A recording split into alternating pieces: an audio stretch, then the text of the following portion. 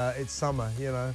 But of course, these days we aren't able to necessarily just enjoy some nice, hot, sunny summer weather. We need to warn each other not to die. We need to tell each other to draw the curtains and don't go out.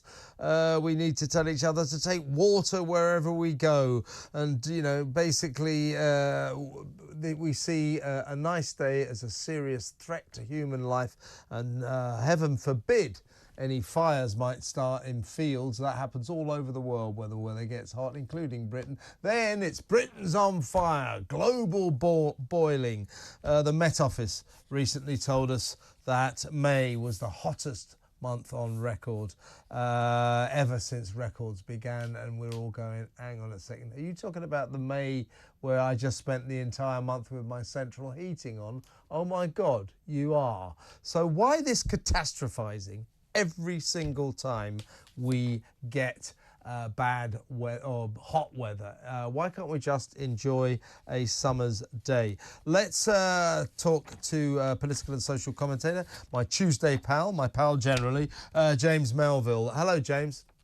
Hi, Kevin. You well? I'm very well. Now, obviously, I've got you on because climate change is one of your great interests. You take a great realistic approach to net zero and all the issues surrounding it. Before we get to this kind of weird, you know, global boiling, Britain's on fire, don't go out, drink water, you know, before we get to that nonsense, this only emerged very recently, just a couple of hours ago. Labour's net zero plans will, according to one of its ministers, cost, Darren Jones, the shadow chief secretary to the Treasury, was recorded at a meeting in March, admitting that actually their net zero plans will cost hundreds of billions of pounds, and they still intend to do it, to pursue that course.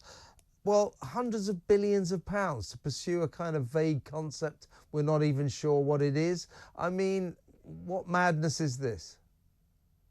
Yeah, it's ridiculous. They didn't really cost that in their manifesto, did they? I mean, the thing is with net zero, I think this might define the new Labour government, but not in a good way. It could become their version of the poll tax, because what you're looking at is based on some flimsy evidence in terms of whether this works or not. And actually, it's not going to make a blind bit of difference.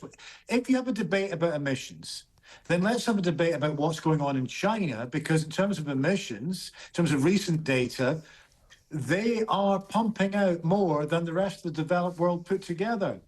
Britain's just hovering under 1%. Yeah, 28%. So it's not going to make any China's difference. 28%. It's ridiculous. Yeah, but and they do and whatever people say, they do very little about stemming the enormous amount of pollution they spew into the air. yeah, but it's also about the crass logic of this as well. So this is one of the pillars of Labour in terms of proposed Labour government and what they want to do in terms of net zero, but it affects many different areas. But it doesn't bode well if you look at what the Welsh government have done. In particular, aspects that are wrapped around the auspices of net zero on farming, where Welsh farmers have reacted badly to a lot of the measures that have been put in place by the Welsh government over the last 2 or 3 years. In particular, the SFS policy, which is connected to net zero, which on the economic impact report, which the Welsh government tried to bury, but it came out, they were estimating up to 5,000 job losses in farming, a destruction of the livestock and rural communities. Now, this is where it has serious consequences. It's not just about the cost in terms of taxation for net zero, it's the collateral damage cost as well, for infrastructures, for communities, for businesses to adhere to whatever legislation and restrictions they put down. Now, net zero has got more than a whiff of the draconian measures that were seen with the COVID restrictions as well. It's not based on the science. There's a separate thing here between a debate about climate change and this is a thing I want to focus on, about environmentalism. I think most people in the country are concerned about the environment to one degree or another. We want less pollution. We want flourishing ecosystems, for farmers to flourish, the custodians of the environment. We want to understand the values of the natural carbon cycle, of which farming's a major part of that, in particular, the ludicrous debate that we now have about cows and cow farts and methane and all of that. But that's different to what net zero is. Net zero is crass logic. It's also environmentally damaging as well. If you look at aspects with things like solar panels on prime agricultural land, which is taking our fertile soil away from our food supply and food security, then if you look at the kind of virtue signaling around electric cars, which are plundered with a cobalt extract that's put into a lithium-ion battery, that's plundered from child slaves in Congo. I mean, I could go on and on and on. It doesn't make any sense. It's like the way all of our windmills and solar panels are made in China, and China produces these products using fossil fuel energy. It is crazy. Same for fracking. We don't frack in Britain because we like to polish our halo. No, no, no. It'll cause an earthquake in Blackpool. No, it won't. So what do? We buy in fracked energy from America. The hypocrisy and lunacy of it all is off the scale. I'm just going to finish with this guy, Darren Jones, the Chief Secretary of the Treasury. At this meeting, if you remember some months ago, Labour junked its £28 billion per year green investment plan. Now, that was replaced by £4.7 billion. At this meeting, he said that actually that is a tiny amount, and in fact, hundreds of billions of pounds we need to spend. We actually need to spend more. So I guess for younger people, we just need to know that, there is hope, and that if there is a Labour government, that investment will be there because it's much needed. He's basically saying that that the Labour government may plan to spend hundreds of billions of pounds on its green project, its greener, fairer future. That won't be very fair for any of us. That will cost us a fortune. Let's get back to this general nonsense, the fact that we've lost the ability to enjoy a nice sunny day. The former Ofsted boss, Amanda Spielman, said at the weekend that she was very worried because teachers are teaching this climate emergency alarmism to frightened kids who are terrified by it all. They're treating them like adults, she says, and that has to stop. But here we are, nice day today, same old rubbish. Take water with you, draw the curtains, don't go out unless it's absolutely necessary, and so on and so forth. And I want to get back to that point you made a while back, and you and I discussed it before. The Met Office seems to be on the bandwagon. I'm not saying they're lying, but somehow or other, they are finding statistics that, shall we say, you, me, and every other citizen in this country find very hard to believe. I'm still reeling with shock that the Met Office guys and girls told us that we'd just been through May, the warmest May on record. As I just said, was that the May we all had our central heating on the whole time because it was so cold? Where are they getting these statistics? And why are the Met Office, why do they seem to be so intent on terrifying us? Yeah, well, I think most people will treat it with a pinch of salt. I mean, I'm up in Scotland at the moment. It's not exactly Benidorm right now. Well, it's Scotland. Yeah, well, exactly. I think it touched maybe slightly north of 15 degrees up here today, and most of the day was spent in cold.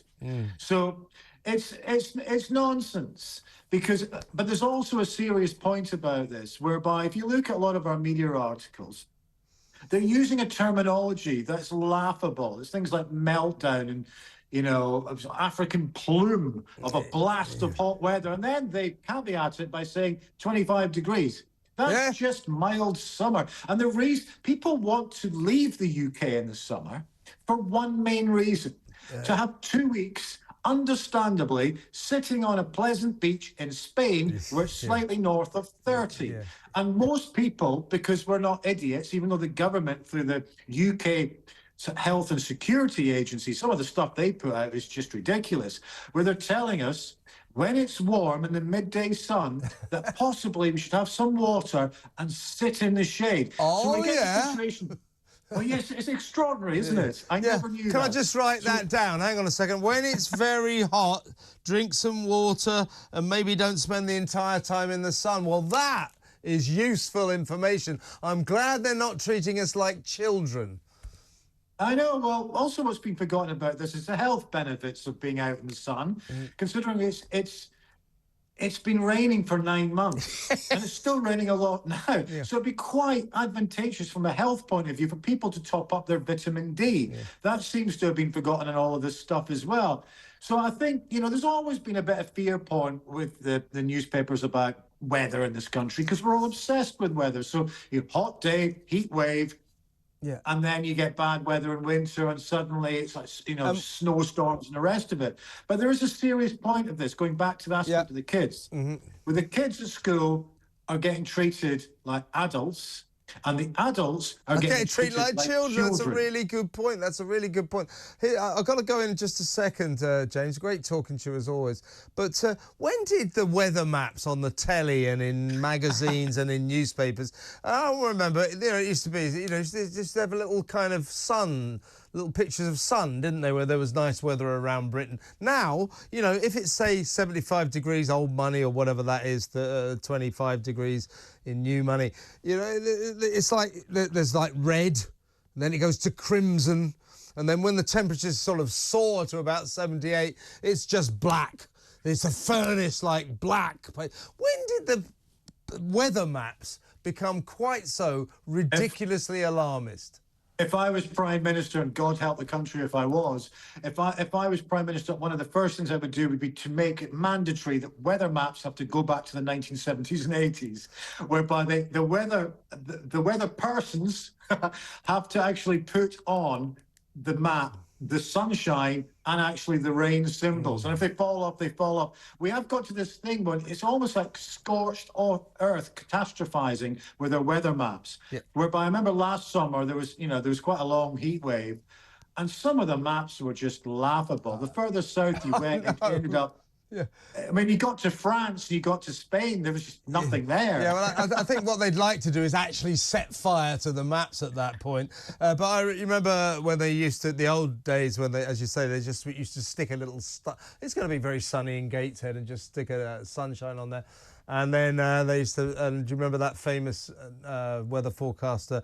And he put fog up and the F fell off, and he said, sorry about the F in fog.